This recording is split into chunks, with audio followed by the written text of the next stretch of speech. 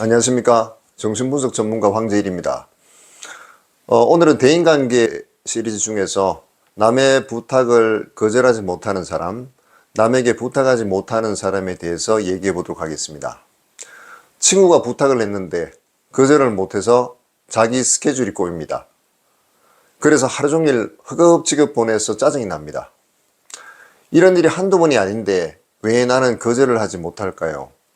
남의 부탁은 다 들어주면서 정작 자신은 부탁하지 못하고 모든 걸 혼자 감당하려고 할까요?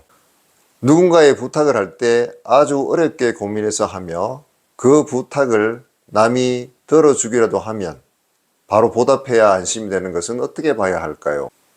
모두 부탁에 대해서 부자연스럽게 느낄 때 마음에 괴로움들이 생겨납니다. 이 주제 뒤에는 따져보아야 할 이슈가 있는데 바로 의존의 문제와 자존감의 문제입니다. 먼저 의존의 문제에 대해서 이야기해 보겠습니다. 우리는 서로 의존을 하면서 살아가죠. 작게는 결혼, 크게는 사회라는 군집 속에서 의존하면서 살아갑니다.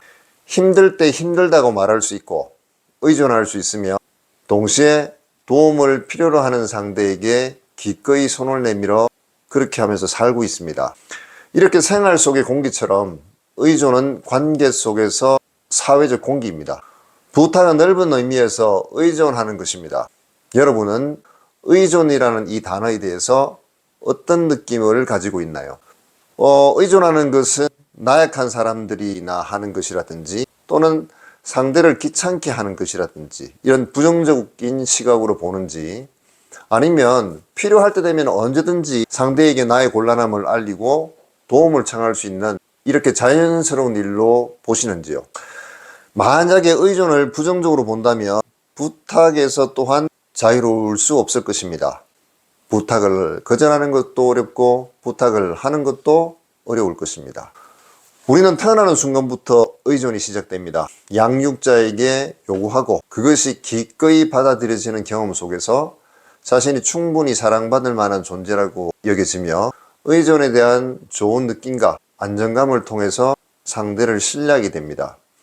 하지만 아이의 요구와 의존을 부모가 무시하거나 혹은 거절한다면 또는 반응을 하지 않는다면 아이는 자신에 대해서 수치심을 느끼며 의존은 해서는 안 되는 것으로 여길 것입니다. 왜 자꾸 귀찮게 해? 너 혼자 알아서 할 수 없냐? 이런 식으로 반응한다면 의존은 상대를 괴롭히는 일이라고 아이는 여길 것이고 자신은 사랑받을 가치가 없는 존재라고 느끼면서 다른 타인과의 관계에서도 거절될지도 모른다는 두려움 때문에 의존할 수 없게 됩니다. 또 난처한 상황에서 돈 받을 수 없는 그런 자신이 한없이 불쌍하게 여겨질지도 모릅니다. 그래서 성인이 된 이후에도 해결되지 않은 미완의 과제가 그대로 남게 되죠. 즉 사회생활 속에서 타인과의 관계 속에서 그 잔재들이 그대로 남아있다는 이야기입니다. 그렇다면 상대가 부탁할 때 거절하게 되면 자신이 느꼈던 것처럼 상대가 마음 상하고 그래서 또 자신을 다시 멀리하고 거부할 거라는 이런 불안을 갖게 되죠. 즉 상대 부탁을 거절하는 것은 곧 자신이 상대로부터 다시 거부될 수 있는 등식과도 같은 관계가 되는 것이죠. 혹은 거절당한 상대가 마치 불쌍한 자신처럼 여겨져서 거절하기가 어려워질지도 모릅니다. 부탁을 하지 못하는 문제도 거절하지 못하는 문제와 맥을 같이 합니다. 부탁을 하면 상대가 성가시게 느끼거나 혹은 또 자신을 무능하게 보는 것은 아닌지 그래서 나 자신을 멀리 할지도 모른다는 무의식적인 두려움 때문에 부탁을 하지 못하게 됩니다. 결국 출발은 동일하게 상대로부터 멀어질지도 모른다는 두려움입니다. 부탁을 하거나 부탁을 거절하는 것을 두려워하는 것은 동일하게 어렸을 적 부모와 관계에서 발생한 의존에 대한 부정적인 느낌에서 출발합니다. 즉 필요할 때 부탁할 수 있는 것 그리고 자신을 지키기 위해서 거절할 수 있는 것 모두 안정된 의존의 관계에서 출발한 바로 능력입니다. 두 번째 자존감의 문제에서 이 문제를 다뤄보겠습니다.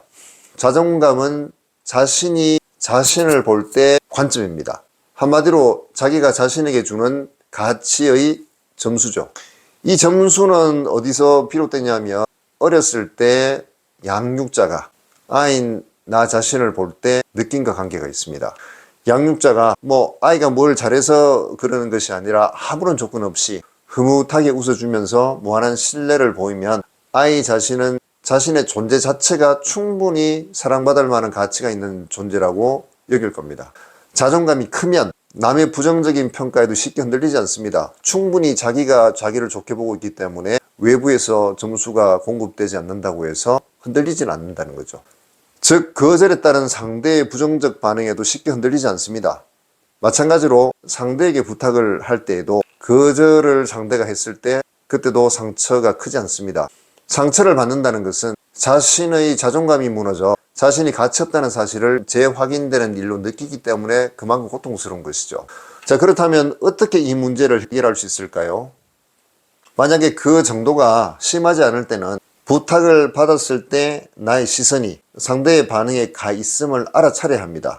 그래야 패턴화된 방식에 제동을 걸 수가 있습니다. 그 다음에 부탁을 받아들일 때 자신에게 생기는 곤란함에 대해서 생각해 볼 수 있는 타임이 있어야 됩니다.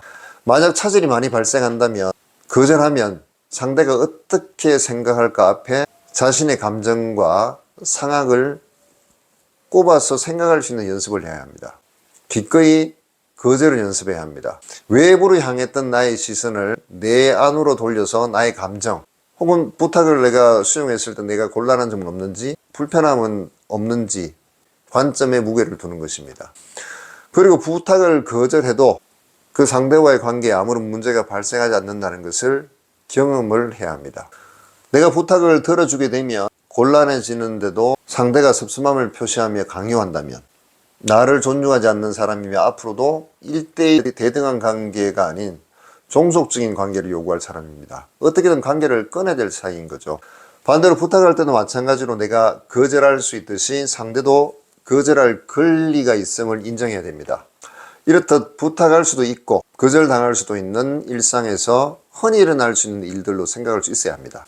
근데 만약 이런 증상이 무겁다면 자신이 남에게 거절당하고 멀어진다는 공포가 너무나 커서 압도되기 때문에 거절하지 못하고 부탁하지도 못하는 것입니다. 그리고 자존감에 구멍이 생겨서 끊임없이 타인으로부터 자존감을 확인하고 그 자존감의 부분을 채워야 하기 때문에 상대에게, 즉 상대의 반응에서 자유롭게 되기가 힘듭니다. 한마디로 거절하면 상대가 어떻게 생각할까 앞에 자신의 삶과 감정을 꽂을 빈틈이 전혀 없다는 이야기죠. 그만큼 붙어 있습니다. 여지가 전혀 없는 상황입니다. 거절하면 즉시 상대가 자신을 버릴 거라는 관념이 일체화되어 있는 상태입니다. 위의 방법들이 도움이 되지 않고 오히려 거절하지 못하는 자신을 책망하게 되고 더 고통스러워질 수도 있습니다. 이럴 때는 남에게 심하게 의존해야 되고 심지어 종속을 통해서 안정감을 추구하게 되는 내면의 두려움을 다룰 수 있어야 합니다. 먼저 그 상처가 어루만져져야만 합니다. 이를 위해서 전문가의 도움이 필요할 수도 있습니다. 자, 오늘은 대인관계 시리즈 중에서 부탁을 거절하지 못하는 사람, 남에게 부탁하지 못하는 사람에 대해서 이야기해 보았습니다. 자존감의 측면에서 이 주제를 또 보기도 했지만 이 자존감은 중요한 주제이니 다시 한번 다뤄보도록 하겠습니다. 감사합니다.